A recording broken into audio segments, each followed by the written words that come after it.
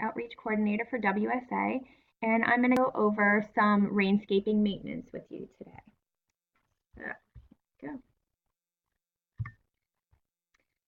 So the first thing to do when you're going to work out the maintenance for a rainscaping practice is to go to the site and do a visual inspection. When I'm doing this, the things that I like to bring are a camera or the camera on your phone, a clipboard and a writing utensil to write down your notes, and the original plan if it's available. This can be a little tricky, but if you can get it, it's definitely a plus to have. And the reason that that's beneficial is so that you know what plants are supposed to be there.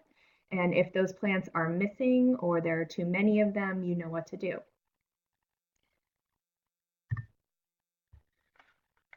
Aside from the plants, a couple of other things to do a specific visual inspection of are the inlet and outlet to see how the water is flowing, to see if there's any erosion problems, any silt buildup, or any river rock movement if that's what's in the inlet and outlet.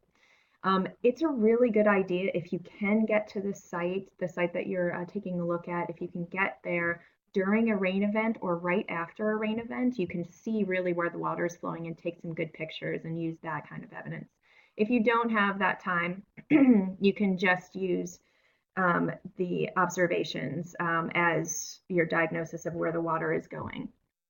The other thing to check if your site has an underdrain, you can see on the right, this is a picture of an underdrain.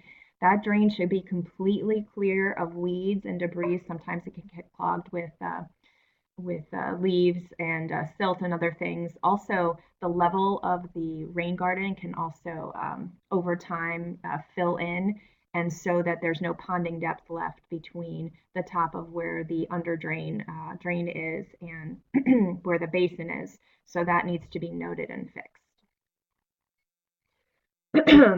Also, when you're there, checking out, as I said before, that the plants that are there are healthy and making any notes about holes that need to be filled, adding plants. And finally, checking out the mulch. A lot of places that are maintained by professional crews, they tend to have way too much mulch. Your mulch should be about 1 to 2 inches at the most, and if there's more, that mulch needs to be removed. Because too much mulch can, reduce the ponding depth and also sort of choke out what's going on underneath. So after you've done your visual inspection, one of the first maintenance tasks is your pruning, trimming, and thinning of plants. And I'll add to this also planting of plants. So any dead or dying or diseased plants or branches should be removed as necessary. And this is specifically for things that need to be maintained as a landscape bed, not things that are naturalizing like a reforestation project. Shrubs can also be pruned for aesthetics and also health. If you find some broken branches, gently prune those. I'm always very conservative with my pruning. You should do most of your pruning in the winter when things are dormant. However, you can go back and do little snips and tucks here and there to keep shrubs looking good and also performing well and in a healthy state.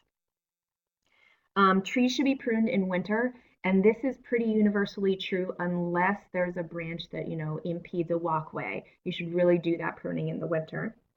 And flowers and plants can be pruned back or deadheaded after they've finished blooming, but there's a lot of wildlife value in seed heads and in flowers that died back. So if that's not necessary for the aesthetics of the practice that you're looking at, you can leave those.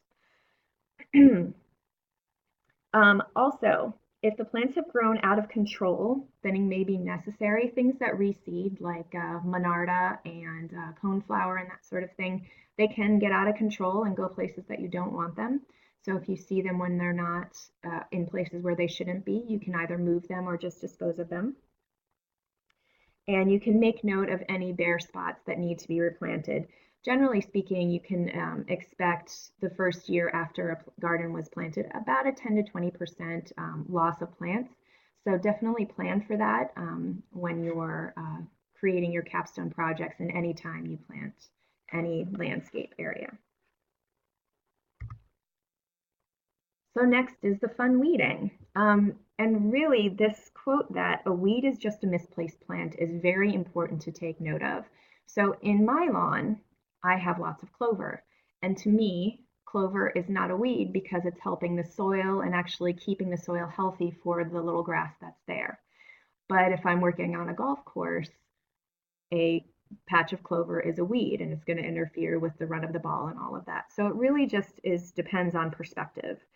Once you identify the weeds in your project, the ones that you know should not be there or that the owner does not want to be there, removal of them takes a couple of different forms. So knowing what plants are supposed to be there is important first so that you have the planting plan.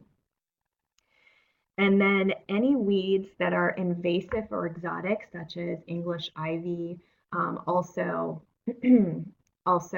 bittersweet, any of those invasives, instead of putting them in a mulch pile, those should be put in plastic bags and taken to the dump. They should not be put in even the county's conservation or compost pile because they'll resprout there.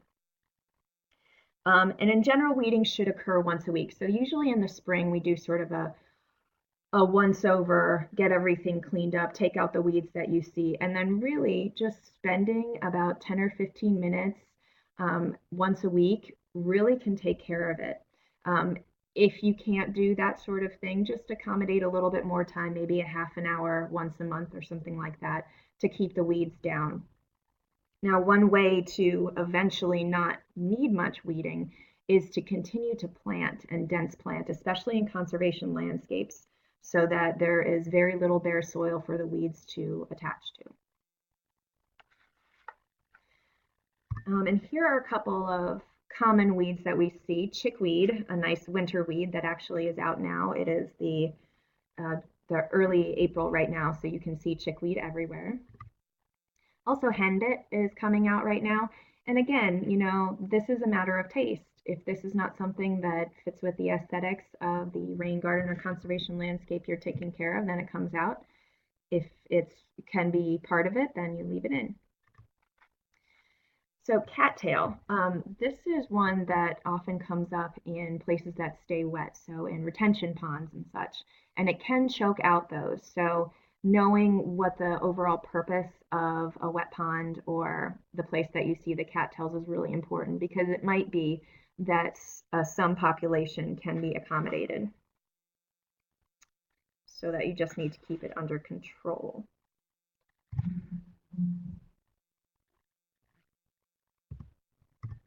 Okay, and next is pokeweed. So again, this is one that's a matter of taste. Now, pokeweed is giant and it can be really aggressive. However, the wildlife value of a pokeweed is huge. So if it's in a reforestation project, for example, and you can stand to have, you know, a little grouping of 5 or 6 pokeweed plants, you know, I would leave them. However, that is my opinion. So it really just depends on what the point of the practice is.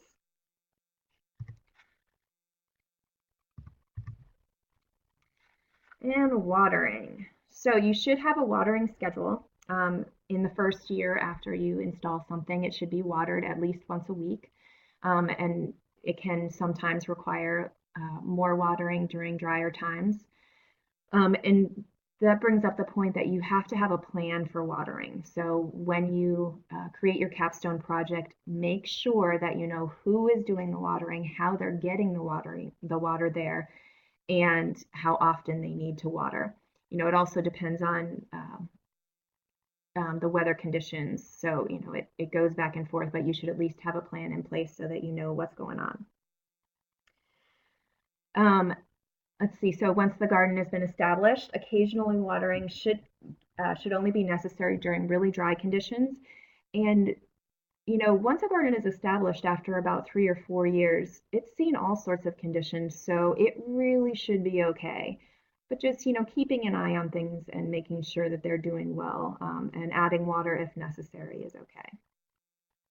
And be careful not to overwater plants that can withstand both wet and dry conditions. So these are the plants that are on the berms of rain gardens, like switchgrass is a huge one. it likes really, really wet and it likes really, really dry. So if you're constantly watering it, it won't achieve its full potential. Mulch. Okay. So mulch has a lot of really good benefits. It controls weeds, reduces soil compaction, preserves moisture, and it can filter sediment. So it's a really great thing to have. However, not all mulch is created equal. We have a picture here of several different kinds of dyed mulch. I highly, highly, highly discourage anyone from using dyed mulch, not only because of the toxic value of it, because of the toxic nature of it, but also because a lot of times it's just ground up pellets. So it's not actually shredded hardwood. It's just ground up pellets that have been dyed. And also in this picture, you'll see in the bottom right corner is a picture of some pine bark nuggets.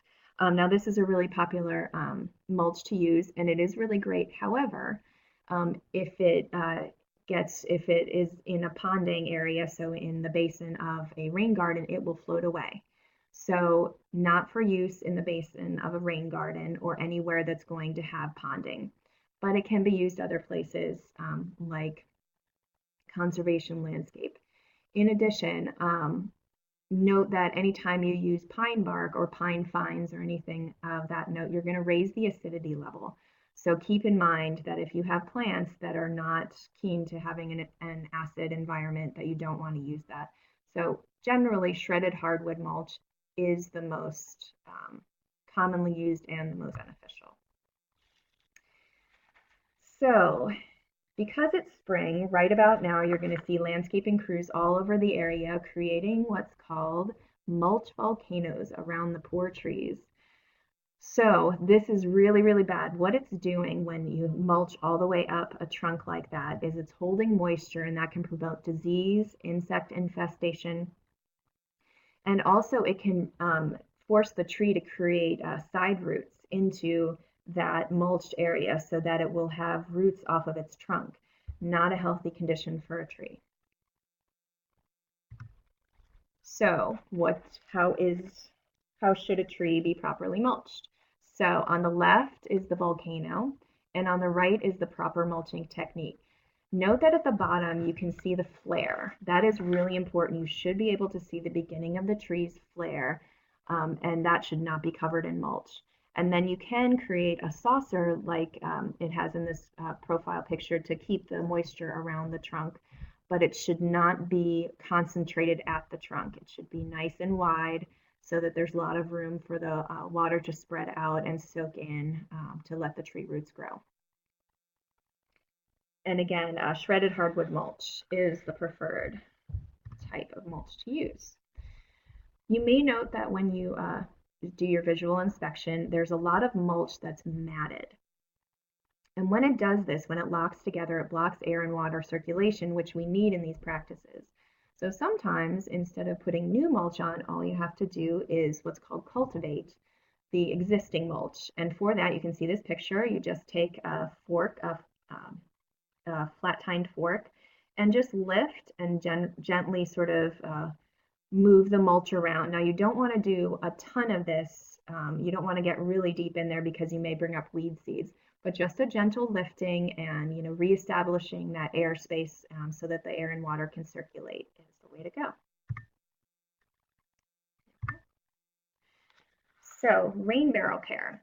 So the rain barrel has all these parts: the downspout, the screen, overflow spigot, hose, and some of them have a raised base. All of these need attention throughout the year, and this, well, I guess. So this actually was a video, and I will post this presentation on Basecamp so you can take a look at the video. But the basics are, and let me go back to the picture. The basics are this.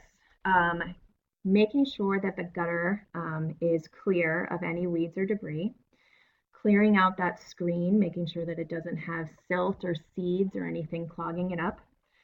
Checking to make sure that the overflow hoses and the spigot hose are in proper working order and don't have holes if they don't have holes in them.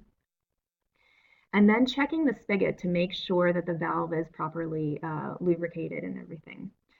If you have, so some people have at the top of their rain barrel a grouping of rocks, taking that out, cleaning them because they will get silt and sediment and leaves, stuck in there over time, and making sure that your raised base is level and doesn't need to be reset are all things to take a look at.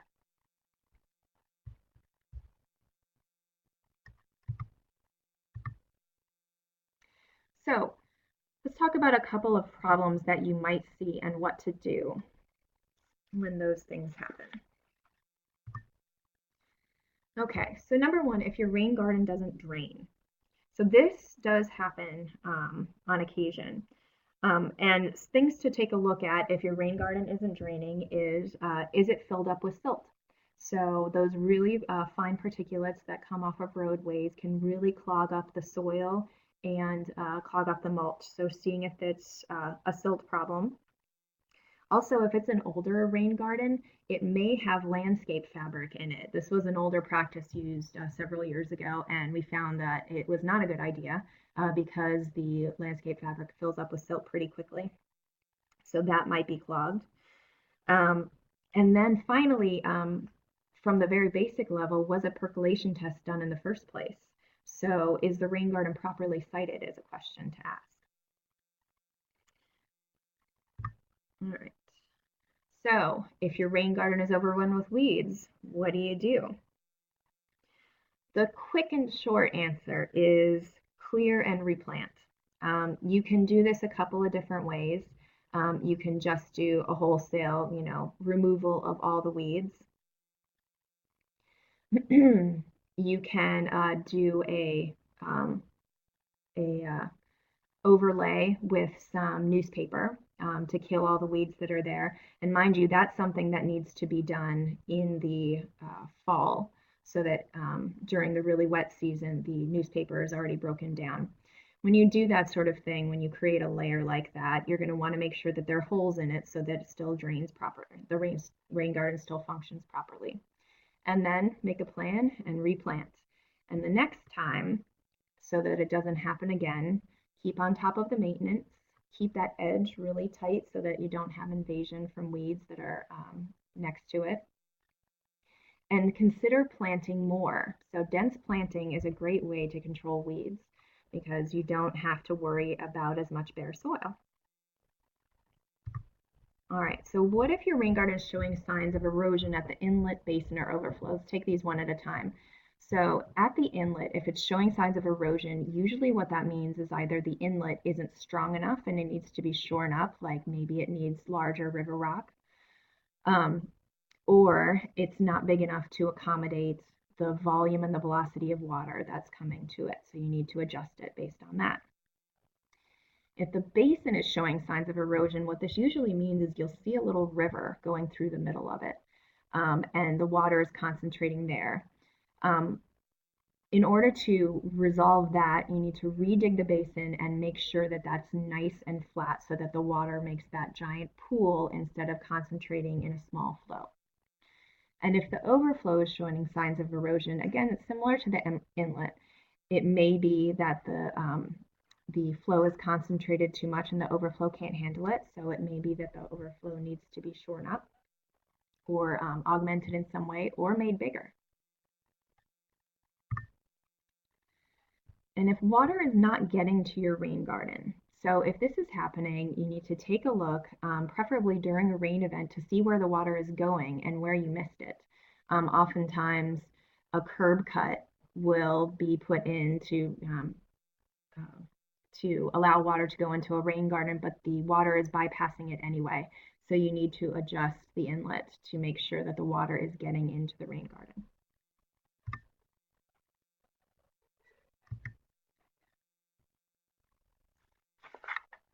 All right, and that's it. If you have more questions, we have lots of resources on our website.